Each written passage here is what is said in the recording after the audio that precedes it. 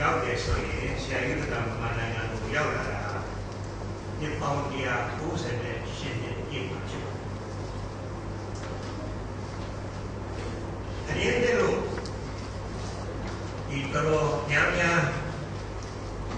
မှတ်သားနေကြတာသူကလူငယ်တွေပေါ့ဒီပတ်လို့ဆိုတော့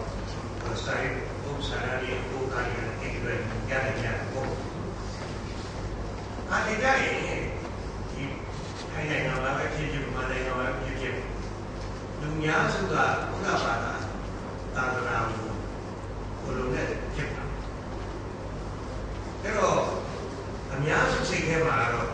ခရစ်တော်သာသနာဟာအနောက်တိုင်းကနေပြီးတော့အာရှကိုရောက်လာတာအဲ့လိုမျိုးအယူဆရတယ်တော်တော်လေးသမိုင်းကိုယ်တိုင်ကလည်းမဝိဇ္ဇာပဲဖြစ်နေတဲ့အချိန်မှာသမိုင်းကိုပဲအာရုံပြုခဲ့တဲ့ပုဂ္ဂိုလ်တွေနဲ့တော့အဲ့ဒါလေးကိုစိတ်ထဲမှာလည်းနည်းနည်းမကြည်ချမ်းဘူးခရစ်တော်သာသနာနောက်တိုင်းကနေပြီးတော့အာရှကိုရောက်လာတာမဟုတ်အာရှကနေပြီးတော့အနောက်တိုင်းကနေပြီးတော့မှဆင်းပေါ်တယ်ကဘာပြန့်နှံ့သွားတယ်ယူရပြည်နောက်ပိုင်းအာရှကနေပြီးတော့ပြန့်နှံ့သွားတယ်ဒီခရစ်တော်ခေတ်ကဓမ္မတော်ကြီး7ပါးလေးကရှင်သောမကျောင်းပါတယ်အိန္ဒိယရောက်ပြီးတော့သာသနာပြုတယ်ဒါကြောင့်မလို့ဒီလာဒီအိန္ဒိယရဲ့အနောက်ရောက်ခန်းကြီးမှာဆိုရင်တော့ရောဝေရောတဲ့တမျိုးထွက်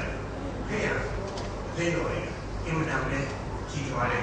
ဖြစ်ခဲ့တယ်ဆိုတော့ဘလို့ဒီသိတော်တွေပဲရှင်တော်မှဘုရားသိတော်လို့များမှသိကြတယ်အဲဒါဆိုရှင်တော်မှဒီလိုပြောအခုတော့လေ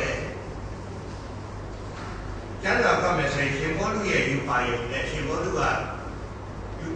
ပါယုံနဲ့မှာမာကေဒေါနီပုဂ္ဂိုလ်ညာကရပ်ပြီးတော့သူတို့ရှိဝင်တဲ့လာပါလို့ခေါ်တဲ့အကြောင်းကျမ်းစာထဲမှာပါပါတယ်အဲ့ဒါကြောင့်မို့လို့အာရှကနေပြီးတော့မာကေဒေါနီလူခေါ်တဲ့ယူပါယုံကြောင့်ရှင်ဘောလူကဥရောပမာကေဒေါနီကဥရောပအဲ့ဒီကနေပြီးတော့မှဆင်းအမေရိကလိုပဲပြတ်တယ်နောက်နေကြတော့နောက်ဖြစ်နေကြတော့ဒါပြန်ပြီးတော့သာနာပြုပြီးဘာရောက်လာကြတယ်နောက်ပြီးတော့လည်းဒုတိယကိုကစာပေတွေကိုဘယ်လိုမရနိုင်တဲ့လူငယ်တွေပုဂ္ဂိုလ်တွေအတွက်ကရှားယူရတာကဗမာနိုင်ငံကိုရောက်တဲ့ပထမဦးဆုံးသာသနာပြုမဟုတ်ဘူးဒီဦးနောနေကပြောခဲ့တယ်လို့စာစိုးပြည်တော်မူမင်းလက်ရှင်တော်ဦးနောမတိုင်ခင်နှစ်ပေါင်း200ကျော်ကခရစ်တော်ရဲ့နာမတော်ခံယူသွားတဲ့ပုဂ္ဂိုလ်ဖြစ်လာတယ်ဒါလို့သူခရစ်ယာန်ဖြစ်လာတဲ့ထုံးတမ်းကတော့ကက်သလစ်ထုံးတမ်းဆိုလိုတာကတော့အဲ့ဒီကလေးကကက်သလစ်ဘုံတော်ကြီးတွေကဗမာနိုင်ငံမှာရှိနေတယ်အာနာသမိုင်းတွေမှာလည်းသူတို့ရဲ့လုပ်ငန်းတွေအကြောင်းစာတမ်းတွေရှိတယ်အဲ့တော့ဆရာယူရတန်ရန်ကုန်မရောက်ခင်ဒီပေါင်း160လောက်ကလေးကကက်သလစ်သာသနာဘုရားကြီးကဗမာနိုင်ငံမှာရှိနေတဲ့အကြောင်းနောက်ပြီးတော့ဆရာကျန်ချင်းတို့အဲဒီတော့အဲ့ဒါဆိုရင်ကျန်ချင်းတို့ရောက်လာတဲ့အခါမှာသူတို့ကတော့စရပူရောက်တော့မှဒီလမ်းလာရင်းနဲ့တင်မောပေါ်မှာဗမာကျမ်းစာလေးလာရင်းနဲ့တင်ချင်းခံနေတယ်သူတို့ခံနေဖို့ကလည်းတင်ချင်းကိုပဲခံနေတယ်ဆိုတော့စရပူမှာတင်ချင်းခံအဲ့ဒါကြောင့်မလို့တင်ချင်းဖြစ်သွားတယ်ဒီချင်းသာသနာတောင်းတယ်ခြံယူတန်ရောက်လာလို့တင်ချင်းသာသနာတွားကြီးရောက်တာမဟုတ်ခြံယူတန်ဗမာပြည်ကိုရောက်ရင်6နှစ်လောက်အလုံးတွေကဒီချင်းသာသနာဆိုတော့ဗမာပြည်မှာထောင်တာဒါလေးတွေကတော့လည်းပေါ့လေဒီခြံယူတန်နဲ့ပတ်သက်ပြီးတော့စဉ်းစားကြရတယ်ဗါလဲခါကြတော့မသားဖို့ရလို့တဲ့အချက်ကလေးတွေအမှန်လို့ပြင်ပြဖြစ်ပါတယ်ဆရာယူတန်မတိုင်မီဒီချင်းသာသနာပြုဆရာတွေလည်းဆရာယူတန်ရောက်ခဲ့တာ9ခုတောင်ပဲရောက်နေပါပြီ တို့နာမည်တွေတော့စာအုပ်တွေနဲ့ကြည့်လို့ရှိရင်ရပါတယ်နောက်ပြီးတော့လည်းသူတို့တွေနေဖို့အတွက်သာသနာအိမ်တော့နေချင်းသာသနာအိမ်ဆိုတော့အဲ့မှာဆရာကြီးတို့ဇနီးမောင်နှံမရဖြစ်နေတဲ့သာသနာအိမ်ရှိနေပါတယ်ဒါကြောင့်လို့ဆရာကြီးတို့ရန်ကုန်ဆိုင်တဲ့ခါကျတော့အဲ့ဒီသာသနာကိုတော့တည်နေပါတယ်အဲ့ဒီအိမ်ကတော့ဆရာကြီးတို့မရဖြစ်ချိန်တုန်းကတော့နေချင်းသာသနာမှာကြော်ကြားတဲ့ဒေါက်တာဝီလျံဂရေးရဲ့သား Felix Gary ကအဲ့ဒီတုန်းကအဲ့မှာFelix Gary ကဒေါက်တာဝီလျံဂရေးရဲ့သားကမျိုးသမီးနဲ့အိမ်တော်ကိုကြားပြီးတော့အဲ့ဒီသာသနာ့မှာနေဒါပဲလို့ပါဘဝကြီးက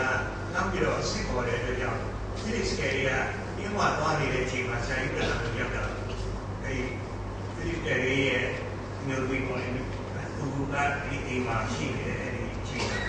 ဒီကြဒီနေ့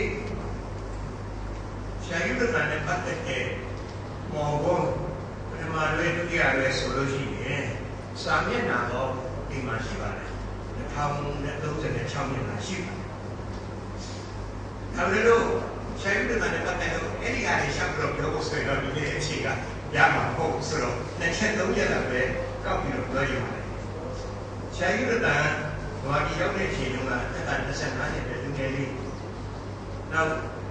ပြတော်လာအိပ်ပြောတဲ့ခါကျတော့60နှစ်ဖြစ်သွားပါဆရာကြီးတော်ကတော့ဗမာပြည်ကိုဆရာကြီးပါလာတဲ့အချိန်မှာတက်23နှစ်အရွယ်လေးပဲရှိပါတယ်သူဗမာပြည်မှာနေပြီးတော့နောက်ဆုံးသွားတာက30နှစ်ဆိုတော့သူလည်းငယ်တော့ပဲအင်္ဂလိပ်တော်လာအိပ်ပြောသွားတဲ့ပုဂ္ဂိုလ်ဖြစ်ပါတယ်ဆရာကြီးကတော့ပြင်ဆရာကြီးကအကြောင်းကိုစဉ်းစားရင်ဗမာပြည်မှာနေတဲ့ဗမာပြည်ကလူတွေအနေနဲ့အင်တာနက်ပြန်သိကြည့်လို့ချင်းမရကောင်းပါတယ်ဘာလို့ဆိုတော့သူလိုငါလိုသာနာပြီးဖို့အင်တာနက်တင်ပြီးချေတော့ဘုရားကထူးပုံရတဲ့နေပြီးပါလေပုဂ္ဂိုလ်ကြီး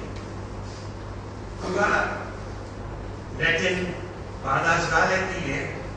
ခေလတာဂရိဘာသာစကားလည်းသူသိတယ်တတ်တယ်ခေရဲဘာသာစကားလည်းသိဒါကြောင့်မလို့ဓမ္မအောင်ကြားဆိုရင်ဒီဘာသာနဲ့သူကနားလေရဓမ္မတိဆိုလို့ရှိရင်ခေလတာဘာသာဂရိနဲ့သူကနားလေအဲ့ဒါတွေကကျွမ်းတဲ့ပုဂ္ဂိုလ်လည်းဖြစ်တယ်နောက်ဓမ္မပြီးရောက်လာတဲ့အခါကျတော့ဓမ္မစကားနဲ့သူသင်တဲ့အခါမှာအင်မတန်ပိုင်နိုင်သူသိဗမာစကားကိုနားလည်တဲ့အခါကျဗမာစကားပို့ပြီးတော့ရေးတဲ့အခါကျတော့ပါဠိနဲ့တိုက်သူလည်းပါဠိနဲ့အဲ့တော့ဆိုင်ရတဲ့ကလက်ချင်းဧကဟီဘရူဗမာပါဠိဘာသာ၅မျိုးကိုပိုင်နိုင်သိတဲ့ပညာရှင်တွေဖြစ်ပါတယ်။တောင်းတရိုးသူတို့ငါတို့ကလာပြီးဖို့ဘုရားရှင်ဥဆောင်တော်မူတဲ့ပုဂ္ဂိုလ်ကြီးကမှန်တယ်ဒါနဲ့ဒီလိုရှိမှလည်းပါလိမ့်မယ်။သူကမတေကျမ်းကိုဘာလာပြန်ဖို့7နှစ်အချိန်ယူပါ7နှစ်ပြန်သွားတဲ့ဟာ7နှစ်ကြာတော့မှကမတေကျမ်းပြီးတော့ဒီကမတေကျမ်းရဲ့စာမူလေးကိုဟိုထားရကောင်းလို့ဒီတဲ့ကဒါတော့မှစံသာပေးကြလို့ရှိရင်တော့ဘုရားအချိန်တော့ရပါတယ်။ဒီဟာအဲ့တော့7နှစ်ဓမ္မတေကျမ်းကိုဘာလာပြန်ဖို့အချိန်ယူရတယ်ဓမ္မတေကျမ်းပြန်ပြီးတဲ့အခါဓမ္မဟောင်းကျမ်းပြန်တဲ့အခါကျတော့10နှစ်ချိန်ယူရတယ်ဆိုတော့20နဲ့2နှစ်ဓမ္မကျမ်းစာကိုဓမ္မရည်ရနိုင်လို့အတွက်အချိန်ကိုဆက်ကပြီးတဲ့ပုံကိုဖြစ်ပါတယ်ဒီမှာပြောဥပါတဲ့ဘာသာပြန်လာဓမ္မဟောင်းက10နှစ်ဓမ္မတေက7နှစ်စုစုပေါင်း20နဲ့2နှစ်အဲ့ဒီ20ကိုကဏ္ဍကြီးကိုကောင်းတယ်မှာလွယ်အောင်မှမယ်ဆိုရင်ခဏလေးလည်းအကြောင်းကိုပြောတဲ့အခါမှာအချင်းချုပ်ခိုင်းရလက်မယွန်ထားအောင်ခဲ့တယ်ပါ20နဲ့တလားအချင်းခိုင်းရတာ20နဲ့တလားဘာသာပြန်လာက20နဲ့တနှစ်အဲ့ဒီ20နှစ်ကဏ္ဍကြီးအရပြေးရေးရှိတဲ့ကဏ္ဍကြီးပြောလို့ရတယ်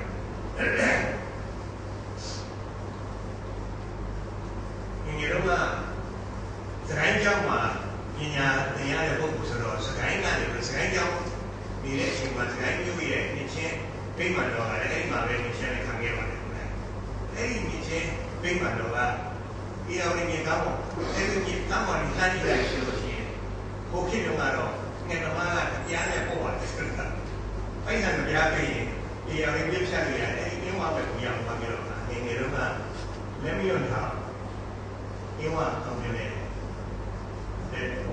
ရောက်နေပါလေ။ညမြထောင်ဆိုတာတော့ဒီလိုဘာလို့ပြန်လာတဲ့စာလုံးထဲမှာတော့ and shrink not လက်မရွတ်တဲ့ခြားရည်ခြားရည်တွေလုံးလုံးမလျှော့နဲ့ဆိုရအဲ့ဒီလက်မရွတ်ထောင်မှာသွားပြီးတော့စက်နဲ့တလားအချင်းခိုင်း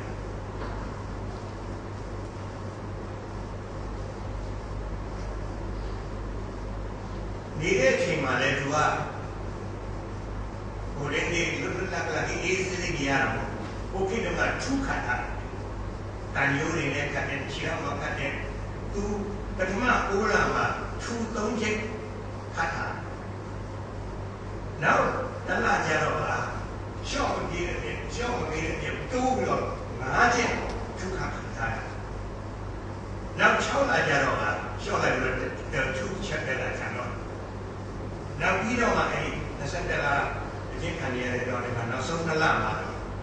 သူဘယ်မှမကပ်ခဲနဲ့ကျွတ်လာဆိုတာထောက်ထဲမှာခြေလက်ပေါ်လို့လက်ထုတ်ရှားလို့ပေါ်လွယ်လို့ဘူးနဲ့ဟောလာရှားတယ်အဲ့ဒါဆိုတင်းကြတဲ့ဆရာကြီးတော့ဒီမျက်နှာမြင်တဲ့မရာယာတို့ရဲ့သမီးလေးနလာအလေးပါပဲရှိသေးတယ်ဆရာကြီးရှိကိုအောင်တယ်လို့ဆရာကြီးကတော့ခေါ်တော့ပြပြအဲ့ဒီသူ့ရဲ့မတန်ဘောကိုဖတ်ကြည့်လို့ရှိရင်အမှန်တမ်းပဲစိတ်နာစရာစိတ်ကျင်နာစရာအောက်မှာသူ့ရဲ့အဖြစ်နဲ့အဲ့တော့ဆရာကြီးတော့လိုက်သွားတယ်ဒီကလေးလေးနဲ့ဒီကနေ့ကြတဲ့ဟို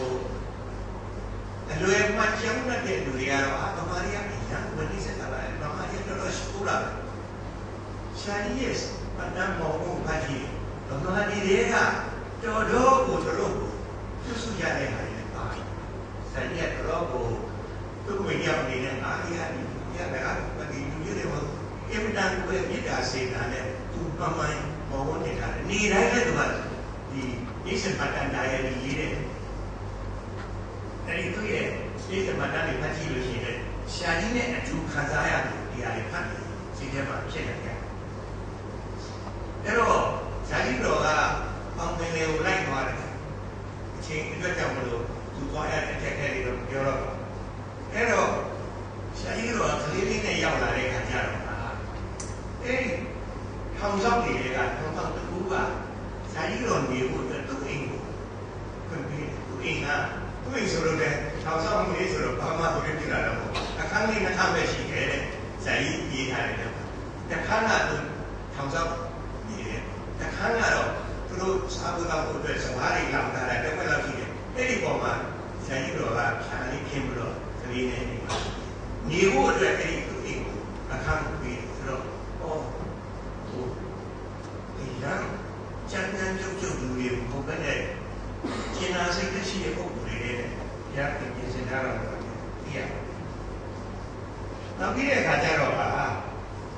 ဒီတမီးလေးကစက်တီတော်လည်းသူညအင်မတန်ပင်ပင်ပန်းပန်းနဲ့အဖျားရတယ်ပြင်းထန်ဖျားတယ်သူ့မှလည်းခါတဲ့ဥပင်းကြီးပေါက်လာတယ်လည်းတော့ကြောက်တော့မဟုတ်ဒါပေမဲ့တော့တော်တော်ကိုအပြင်းထန်ခံစားရတယ်အဲ့တော့ဆရာကြီးတော်ကရုံးကြီးလိုက်နောက်တော့သူကနောက်လျှောက်ကဗမာအင်းကြီးနဲ့ဗမာသမီးဝတ်အဲ့တော့ဆရာကြီးတော်လို့စဉ်းစားလို့ရှိရင်ဟိုခါဝင်တဲ့နောက်တိုင်းလူကလည်းစိတ်ထဲမှာဖြစ်တယ်ဟိုဒီဘူးထဲမှာသွားလာနေတော့လေအသားကလည်းဟိုနေကြည့်ထားရတယ်နောက်တော့လည်းဝတ်ထားရတယ်ဗမာအင်းကြီးဗမာသမီးနဲ့ဆိုတော့ဆရာကြီးတော်ရဲ့အခြေအနေကတော်တော်ကိုပဲဟို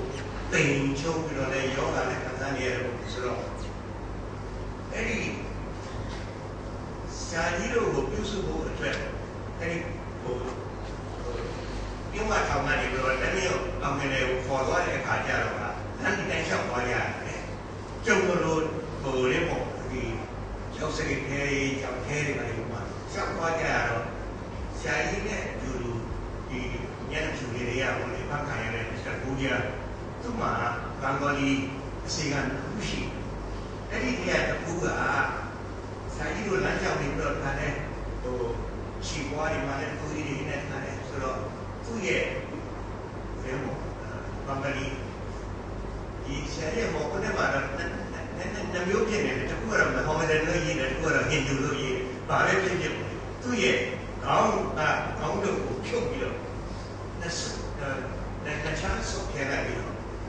차가 진짜 무자 차가 차리 그래서 차리에 우리 얘네 우리 우로 지금 뭐 해보자면 왜 인자 아니에요 이 방도 그냥 딱 하는 거죠 이제는 샤워를 다음에 깨어가 돼야 그다음에 샤워 해보자면 왜 아침에 제게 봐 그래서 샤리고 가우샤고 교수의 시간 깨어가 그래서 그치요 이니 변형에 하러 샤리 장변에 나가도 샤리에 빠따는데 남자 너무 갓도로 왜 변형을 우치어들아가 샤리로 가우샤 샤리로 빠따는 비는 하러 다그래도 이 교수의 최시야 최대 교주의 최대 교수가 최대 교주의 이니 우치어하네 샤리로다 샤리로 해설된 jaksan 우치어 지나메리하 가운데만 시고 마로 우치어가 그러 고베 교수샤네 남자로가 샤리로 이 잉글리시 그마10과 비화로 잉글리시 어사냥네 아우토마 기마이는 보아래 가자로 샤리로가 그래마 테크닉만 와니까 테크닉 에리마 우치어가 강림에만 미치카 그래서 야행 교수로 우리 야행의 생각 교수로 러시아로 교수들 비해 국고라인에 개인이 간다 봐야 될 점. 감사합니다. 자, 시그로가 임단 뱅초들오네 임단 이 도사에 넣는 바와 해라고 이 우치어가 자기는 우리 막 아무래도 그냥 좀나တွေ့တဲ့အခါကျတော့မနေနိုင်အင်မတန်ချုံချုံချတာသူစိတ်နဲ့ကြည့်ကြနောက်တစ်ယောက်ကတော့ဟာဆရာကြီးတို့ကသွားပြီးတော့ဆရာကြီးအတွက်ဒါလေးတော့ပြင်စီလူဖြစ်အောင်လုပ်ပါသွားပြီးတော့အတနာခန္ဓာကနန်းတော်ရဲ့မြောက်တကားကိုအဲ့ဒီနန်းတော်မြောက်တကားကိုပုဂ္ဂိုလ်ကြီးရတယ်ဆရာကြီးတော်လေးကလက်ခံတယ်ဆရာကြီးတော်ပြောခြင်းတဲ့ဟာတွေကိုနားထောင်ဒါနန်းတော်မြောက်တကားကိုဆိုတော့လေသူ့ရဲ့ဒီလာကသူ့နေတိုင်းသူ့ရှိကိုလာပြီးတော့ခါသားရတယ်လို့ရှိတယ်အဲ့ဒီအချိန်မှာဆရာကြီးတော်ကဝင်သွားပြီးတော့သူ့ကိုပြောခြင်းတဲ့အတွက်ခွင့်ရေးရှာမြင်တဲ့အခါကျတော့တော်နဲ့ဆရာကြီးတော်နောက်စကားပြောဖို့အချိန်ရတဲ့အခါကျတော့ဆရာတော်အင်္ဂလိပ်လိုလည်းရေးတာဆရာတော်ဟုတ်အဲ့ဒါလည်းကိုယူဆိုင်ဘူးနော်ဆိုတော့ဆရာတော်နဲ့စိတ်ထဲမှာဘုရားလည်းပြောတယ်သူ့ကိုများဆရာကြီးနဲ့အတူရင်းစဲဖို့များဇာတိတွေများသူသိလို့များလားအဲ့ဒီ因为南岛苗的老公过来啊，前几个呢，上个是他们表演的期间的前几个年呢，就是他们表演，因为就一看那个嘛，可是因为那个穷人家，因为那都是谁的？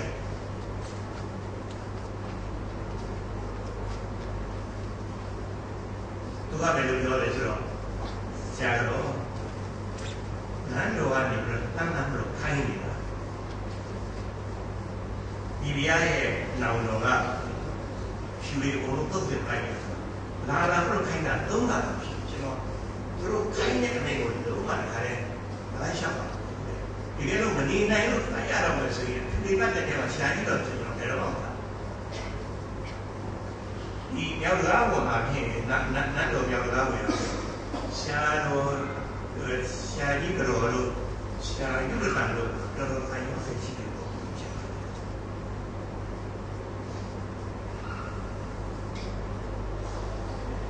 下一路，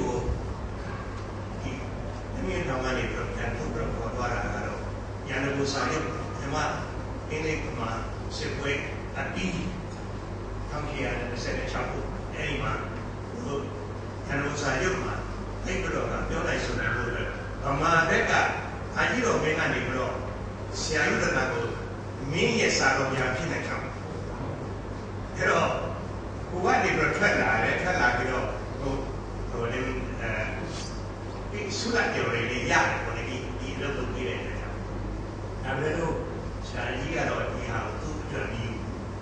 နာသူထပ်မနေရတာလည်းဒီကိုရီးယားတော့ဘုံသာနာတယ်ဆိုတော့ဒီကရှိအဲ့ဒီစာချုပ်ရန်ကုန်စာချုပ်နဲ့အိမ်မှာမှုရှိပါတယ်အဲ့ဒီစာချုပ်အတွက်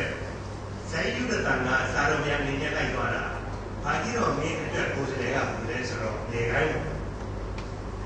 ပေါ်ကမင်းကြီးမဟာမင်းသားကျော်ချင်းအဲ့ဒါလေကိုယ်ပိုင်ပြောအောင်မဆိုရင်ကိုတို့ကတော့ဇိုင်းကြောင်းမှနေလို့လည်းမြင်ထောင်ဘက်ကိုတို့တရားဝိပ္ပူသွားတယ်ဆိုတော့အဲ့လိုလေ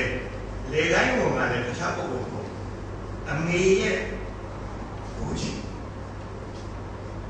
လေကိုင်းဝင်ကြောင်းတဲ့အိမ်မှာတော့အမေကပြောပြနေရှိပါတယ်ဒီ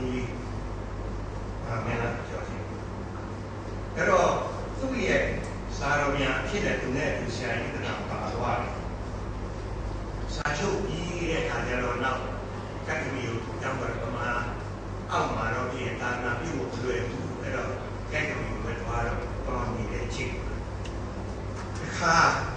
မစ္စတာဘောက်ကတော့အဲ့ဒီဒီနဲ့ပမာဏနဲ့ဆက်သွယ်ရတဲ့ရှိပြီးတော့ဟို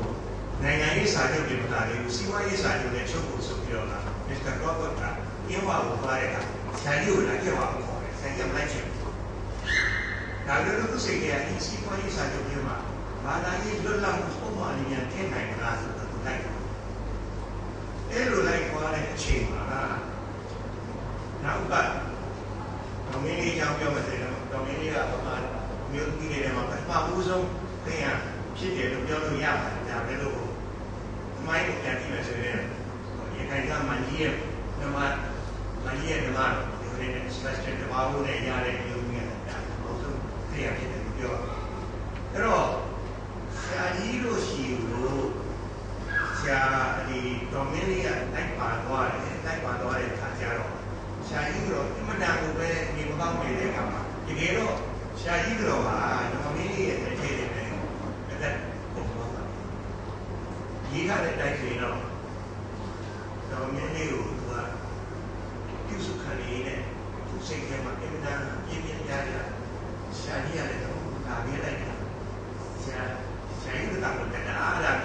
ဒေါ်မင်းလေးရဲ့တစ်ထဲမှာဒါပြလိုက်တာတော့ပြောရင်းနဲ့အတက်ကိုဝါရှာတယ်အဲ့တော့ဘယ်ရမ်းရမ်းထားအောင်တယ်နောက်ရန်ကုန်နောက်ဆရာကြီးတော့ကိုပဲဒီမီလီရောချာနေတယ်နောက်ဆရာကြီးတော့ပြင်ဆုံးသွားပြီသူကအင်မတန်ကိုပဲ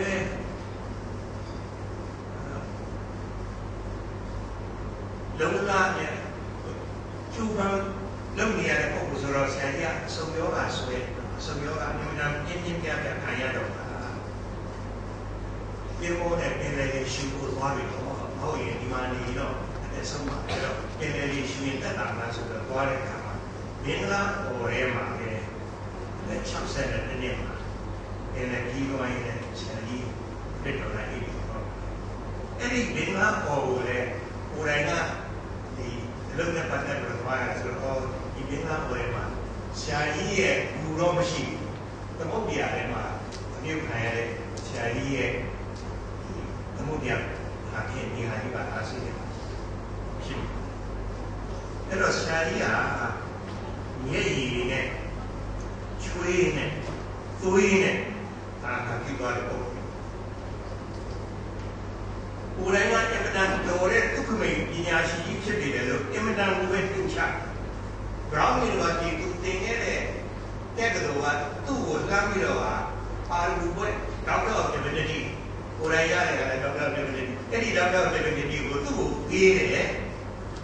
ကိုယ်တိုင်ကတော့ပြည်ပမှာအဲ့ဒါဒေါက်တာ Divinity ရှားကြီးရတာလောက်တောင်ပေါ်တဲ့ဒုက္ခမိတ်ကြီးပုဂ္ဂိုလ်ကြီးအင်မတန်လက်စကတ်တဲ့ပုဂ္ဂိုလ်ကြီးကျွန်တော်မလို့ပါဒီလိုပါပြီးကျွန်တော်ပြန်သူကဒေါက်တာ Divinity ကိုပြန်အားလိုက်လက်မခံအင်မတန်ကိုပဲနှင်းချတယ်တကယ်စက်ကတ်တဲ့ပညာရှိသူတွေမှုတော်စပြီးဖြစ်ပါတယ်တကယ်တော့ပြန်စဉ်းစားမယ်ဆိုရင်ချုပ်လို့ဆို